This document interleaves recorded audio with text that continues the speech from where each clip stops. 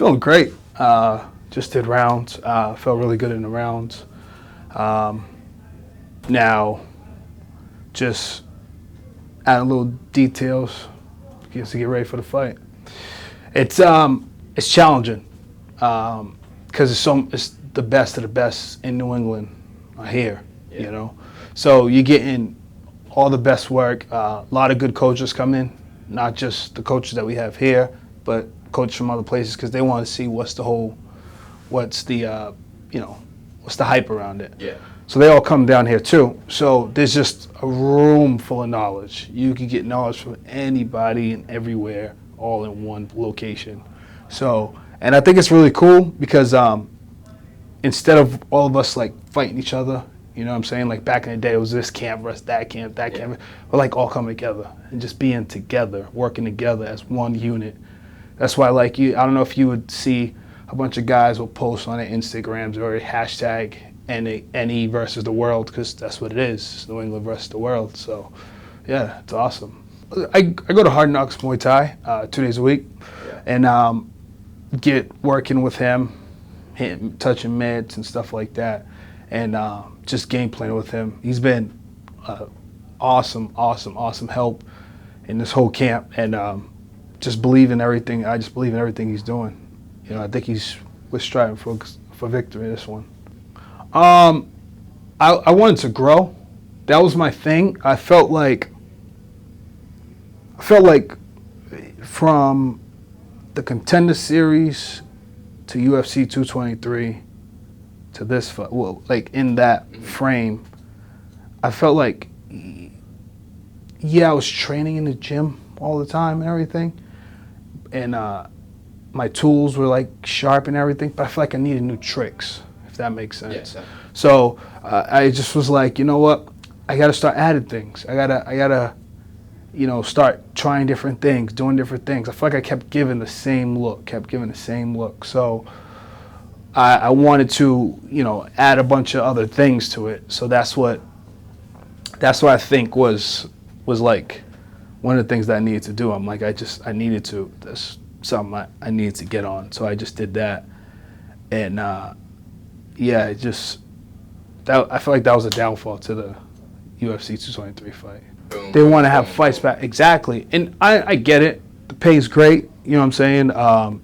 That limelight is awesome. You know what I mean? That fight week chills, everything. Yeah. You get the fresh gear. Like, it's cool. I like all that. But at the same time, it's like, is that paving the way for success? You know what I'm saying? Yeah. Like, are you really going to be successful? Because you see guys do that, go hard like that, and then they get burnt out. Then they get cut. You know what I'm saying? Yeah. So it's like, I think you should take your time and build and focus on things, and pay attention to things before you start trying to blow out fights back to back. Definitely. I don't agree with that. I don't think you should do that. Well, I used to fight 85 until this one fateful day I could not make 85 anymore. Like one of my CES fights, I went to cut weight and the weight was just not coming off me. And I was like, I don't know what's going on. I was like, time to go up. So I went up to 205, and 205's been just great. I like it. I feel great. I feel strong. I feel good, So yeah, that was that's great. That's what I loved about the transition. But in terms of, I don't see, you're the second person I heard say that about the 205 division. Mm-hmm. And what it is, one, because of how the sport is, and it's like you got the McGregor, you got like Style Bender, guys that have like swag, that has like a voice, you know what I mean? Yeah. So they make other divisions shine because of that, because they make other people voice their opinions, etc. And you just cause a chain reaction. Yeah. I think 205, I don't think that it's a dead division in the slightest bit. Actually, I think it's going through a transitioning phase because, granted, before, all the guys who were in the 205 division are all like old. They were all older guys, and they just being rotated out. Yeah. There's like a couple left, what the hell is his name? Rashad Evans retired, you know what I mean? You got Glover Teixeira, who's like 38. He's going to retire soon. You know what I'm saying? So it's like You got all these guys that's getting rotate out, but there's like all these young dudes that are fucking killers. Yep. You know what I'm saying? Yeah. Like Dominic Reyes, who just made OSP look like a fucking, like a local fighter. You know what I mean? Like he made OSP, and OSP fought John Jones for the interim title. Yeah. So you got guys like, there's guys off Contender Series that hasn't fought yet. Like you got Alonzo Minifield. He's a savage. Mm-hmm. The dude can crack. You have Ryan Spann. He just fought in Brazil. You know what I mean? But he's a beast. You know, you got there's another teammate of theirs that he also got signed for Contender Series. Like it's a killer division. Mm-hmm. It's that they're all like quiet guys. And none of us are like boisterous. Like only one you ever hear getting into any trouble or doing anything is Jones, obviously. Yeah. And because he's in a limelight thing. But like, I don't think, you know, it's just the division's gonna pop. Oh, definitely. Sooner or later it's gonna pop. And I think the world's not gonna see it by storm. It's gonna be a tough division. Definitely. So just been dead. Because you had two people who essentially locked the division down between Jones and DC. And they were the top two to fight each other. Gustafsson was like shuffling around in the mix too. Exactly. So it's like, yeah, you know, but now you got all these hungry savages coming through. Like, you know, this division's gonna get crazy. And I'm not even mentioning the guys that's not, you know, that's also there that aren't like shining. Like, what's the Canadian dude's name? I forgot his name. He just won recently. Submission dude. He just submitted Pat Cummins. Him. Oh, yeah. He's a savage, you know what I mean? Look at Smith. Which Smith. He's a beast. Like, there's some killers in there. It's not, like, don't sleep on that division. It's stacked. It's tough, too. Yeah. But it's just like, you know, there's no McGregor in the division. That's why they don't get no shine. Nobody's vocal in that division. Everybody's just like, yo, we need you to fight. All right, yeah, who we fighting, you know?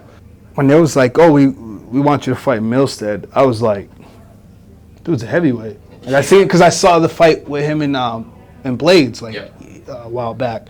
So I'm like, that dude's a heavyweight. And, you know, it's like, am I going up? Because I was talking to them, like, y'all making me go up? Yeah. And I don't know about that. And then and I was like, maybe he's coming down. Yeah. And I was like, all right, yeah, cool. And then I was sitting there thinking about it. I'm like, wait a minute. I seen him fight at 205. Yeah. And then I was like, oh yeah, I seen him fight the Milstead fight. Yeah. I mean the Johnson fight. Because I love the game, you know, I love the sport. So I watch all sorts of fights. Like I'm always involved, you know. I'm like, oh, let me check this out. So I'm like, yeah, I seen him fight already. Yeah. And I was for the fight. I was like, yeah, I like the fight. I like it. I like what he brings to the table. I like how he fights. I think it's very entertaining. Like he's not going to be like a boring wrestler and everything like that. I don't know. He probably will try to take me down due to watching my last fight, but I'm like, yeah, I would love that fight, you know. Mm-hmm. So I'm pumped for it. I like the matchup. I like the way he fights. I mean, that fighting style is not for me per se because I'm longer and everything. He's a pretty big, long dude too. Mm-hmm. But I like the fight style. I like how he comes forward. I like, you know, I like how he marches forward and he's just like, fuck it, I'm gonna try to kill you. You know, I think that's a cool style. And it's awesome. I just like give huge shout out to my man Fabio. He's out there, sitting out there. Him, Lorenzo, Greg Rebello, those three, they helped me. Oh, Eric Bedard too. Can't forget about him. He was very clutch at the last minute, my first day of sparring. All those guys, they helped me prepare for this fight. Loved them all. Thank you. Also want to give a shout out to Heat. Sponsor, they helped me. They helped me get some gear and with some financial stuff. Thank you. Give a shout out to Navarro and Chef Tony for prepping my meals and everything for this camp. Without them, I would never been able to make the weight. And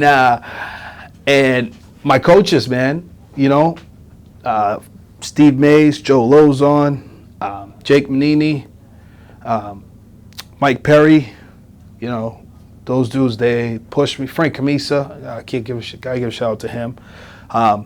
They pushed me throughout this camp, brought me to the fucking, to the breaking point, you know what I mean?